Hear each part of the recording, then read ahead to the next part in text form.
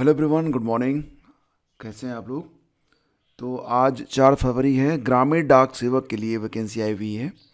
तो अगर आप चाहें तो यहाँ पर आवेदन कर सकते हैं 31 जनवरी से लेकर 14 फरवरी के बीच में। और रही बात कि वैकेंसीज़ कितनी हैं, तो ऑल ओवर ये लिस्ट मैं आपको टेलीग्राम पर शेयर कर रहा हूँ। आप जाके देख सकते हैं कि ऑल ओवर कुल भर्तियाँ जो हैं ये 28,636 भर्ती है। टोटल जो है 28,636 पदों पर ये भर्ती की जा रही है। एलिजिबिलिटी यही है कि आप हाई स्कूल पास हैं और उम्र सीमा 18 से 40 साल के बीच में आपकी होनी चाहिए। यूपी में कितनी वैकेंसीज़ हैं दोस्तों, तो यहाँ पर मैं जूम करके आपको बताता हूँ। आप यहाँ पर देख सकते हैं कि उत्तर प्रदेश सर्किल में हिंदी, यानी कि यहाँ पर जो लैंग्वेज वाइज है वो आप देख सकते हैं। जैसे कि मध्य प्रदेश में भी हिंदी वाले ही भर्ती किए जाएंगे। तो अगर आपकी मातृभाषा हिंदी है तो आप हिंदी वाले जितने भी यहाँ पर स्टेट हैं वहाँ पर आप आवेदन कर सकते हैं। और उत्तर प्रदेश सर्किल में अगर बात करें तो यहाँ टोटल कुल मिला के सीटें कितनी आ रही हैं, तो 3,169 सीटें आ रही हैं। और इसमें अनरिजर्व्ड कितनी हैं, तो 1,328 सीटें अनरिजर्व्ड हैं। इसके बाद दोस्तों SC ST OBC EWS PWD वगैरह के लिए, सबके लिए यहाँ पर बांटा गया है। तो 830 सीटें ये OBC के लिए हैं, SC के लिए 588 और ST के लिए 62 सीटें हैं। बाकी आप यहाँ पर देख सकते हैं। तो अगर दोस्तों आप आवेदन करना चाहते हैं तो आप देख सकते हैं जहाँ जहाँ पर भी हिंदी भाषी लोग हैं या जो हिंदी भाषी स्टेट हैं वहाँ पर आप आवेदन कर सकते हैं। और आवेदन करने के लिए आपको indiapost.gov.in पर जाना पड़ेगा। ये आप देखेंगे यहाँ पर click here to register apply, यहाँ पर आप क्लिक करेंगे। और अगर आप पहली बार आवेदन कर रहे हैं, मतलब इसके पहले आपका जो अकाउंट है वेबसाइट पर नहीं बना है, तो आप न्यू कैंडिडेट रजिस्ट्रेशन पर आप क्लिक करेंगे। यहाँ अपना 10 नंबर का मोबाइल नंबर डालेंगे, 10 नंबर का मोबाइल नंबर और ईमेल एड्रेस डालकर नेक्स्ट पर क्लिक करेंगे। तो कुछ ज़रूरी जानकारियाँ आपको यहाँ पर शेयर करनी होंगी। इसके बाद आपका अकाउंट बनेगा, देन उसके बाद ही आप ये आवेदन कर पाएंगे। लास्ट डेट इसकी 14 फरवरी है, ध्यान दीजिएगा। स्टार्ट डेट 2 फरवरी 2026 और ई रजिस्ट्रेशन के लिए लास्ट डेट है। एप्लीकेशन सबमिशन आप 2 फरवरी से लेकर 16 फरवरी तक कर सकते हैं। और करेक्शन विंडो जो है ये 18 फरवरी और 19 फरवरी को ओपन रहेगी। तो इंडिया पोस्ट यानी कि यह GDS ग्रामीण डाक सेवक के लिए ये वैकेंसी आई हुई है। आप इसके बारे में देख भी सकते हैं यहाँ पर कि इंडिया पोस्ट में निकली भर्ती, ग्रामीण डाक सेवक के पदों पर रिक्तियाँ। आवेदन की अंतिम तिथि 14 फरवरी 2026। न्यूनतम आयु 18 वर्ष, अधिकतम 40 वर्ष। आवेदन कैसे करेंगे, तो indiapost.gov.in पर जाकर। देखो दोस्तों, अगर आप इंटरनेट यूज करते हैं, ज़रूर करते हैं, तो आप चाहें तो ये आपकी वेबसाइट है स्टडी विद ज्ञान प्रकाश की, तो आप यहाँ पर भी जा सकते हैं। और यहाँ पर आपको बहुत सारी इन्फॉर्मेशन जो है शेयर की जाती है, ठीक है। तो ये वेबसाइट अगर आपने नहीं देखी है तो एक बार आपको देखना चाहिए। और साथ ही साथ दोस्तों, ये जो आपका चैनल है आपने अभी तक सब्सक्राइब नहीं किया तो सब्सक्राइब कर लीजिएगा। आप यहाँ कोर्स, जो आपकी प्लेलिस्ट है कोर्सेज़, यहाँ पर आप क्लिक करेंगे तो उसके बाद आपको LTCAT GIC GDC जितने भी मॉडल पेपर अब तक हुए हैं सारे कोर्स आपको एक जगह पर मिल जाएंगे।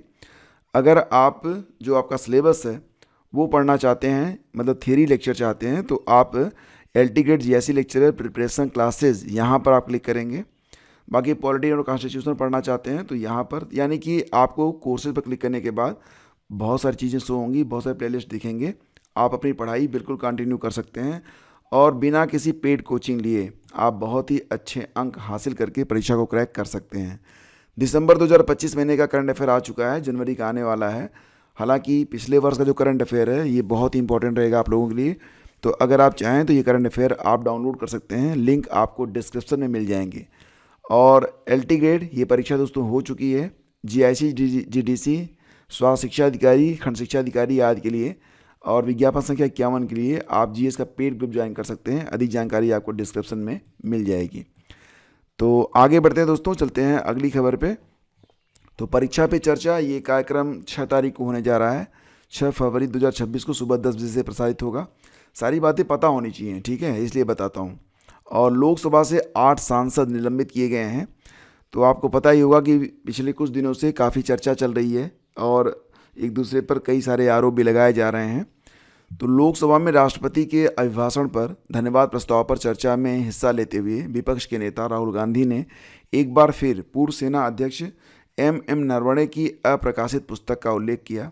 इस पर सभापति कृष्ण प्रसाद तनेटी ने कहा कि वह बार बार वही बात दोहरा रहे हैं। इसके बाद तनेटी ने दूसरे नेताओं के नाम पुकारे और फिर इस प्रकार से प्रक्रिया आगे बढ़ी कि लोकसभा से 8 सांसद जो हैं वो निलंबित किए गए हैं और अब जो बजट सत्र की शेष अवधि के लिए मतलब वो पार्टिसिपेट नहीं कर पाएंगे।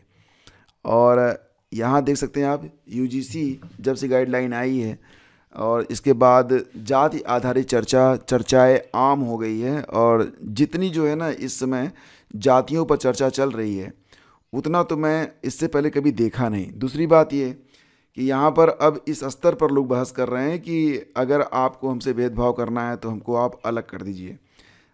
मतलब क्या बिना दिमाग के बात कर रहे हैं। ऐसे तो भारत जो है सिर्फ एक बार या 2 बार टूटा था, पता नहीं कितनी बार टूटने लगेगा। ये सब बातें नहीं करनी चाहिए किसी को।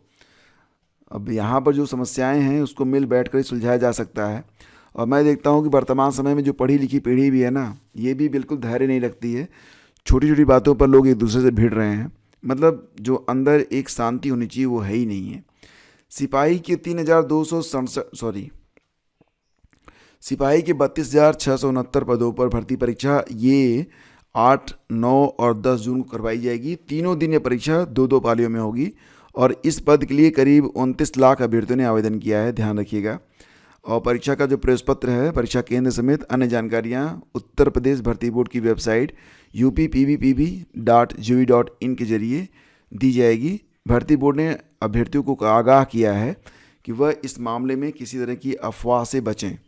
इसके लिए बोर्ड की अधिकृत वेबसाइट की सूचना को देखें। पिछले साल 32,679 सिपाही पदों के लिए आवेदन मांगे गए थे और इनमें नागरिक police PAC, SSF, jail warder और घुड़सवार पुलिस के लिए नियुक्तियां होनी हैं। 2 साल पहले यूपी पुलिस में 60,000 से अधिक सिपाहियों की भर्ती परीक्षा काफ़ी सुरक्षित तरीके से हुई थी। तो अब देखते हैं कि अब ये जो परीक्षा है 8, 9 और 10 जून को है, तो कितने लोग मेहनत करते हैं और सेलेक्ट होते हैं इस चैनल से। छुट्टी वाले दिन शिक्षकों को ड्यूटी पर नहीं बुला सकेंगे। अवकाश में ड्यूटी के लिए जेडी की अनुमति, यानी कि अगर अवकाश के दिनों में किसी शिक्षक को ड्यूटी पर बुलाने से पहले संयुक्त शिक्षा निदेशक से अनुमति लेना अनिवार्य किए जाने का अब शासन स्तर से प्रस्ताव है।